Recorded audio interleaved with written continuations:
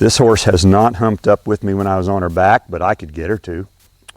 If I put some pressure on her at the right or the wrong time, I could get her to do that. But the idea is not to do that. I don't want that to be one of her answers to the question. There we go. Good girl.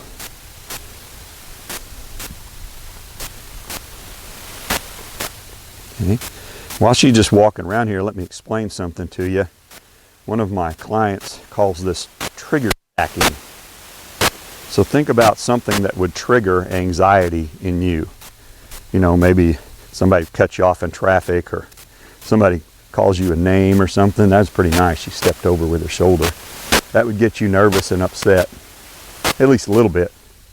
And then if something else happened 20 minutes later and you were still upset about the first thing, and then something else happened 20 minutes later and you're still upset about the first two things, eventually you kind of reach the point, that's the last straw, I'm losing it, I'm going to lose my temper and you know, go postal on everybody.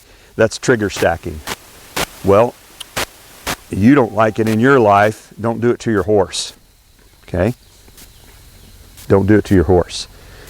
And if that's typically what causes a horse to do something that we don't like, is when something, you know, they're already nervous, and then something else happens and they're more nervous, then something else happens, they're more nervous, and then finally we do something, we say, well, I don't know what happened, she just all of a sudden exploded. Well, you're stacking nerves on top of nerves, okay? Don't do that. What you do is you do something that gets her a little nervous, and she's been just a little tense. So what I'm going to do, let her stop. I'm actually going to get off and walk away and let her calm down for a minute. And she wasn't overly excited. You know, on a scale of 1 to 10, she was about a 3, maybe a 4. If she'd have gotten up to an 8 or 9, she'd start bucking. See what I mean?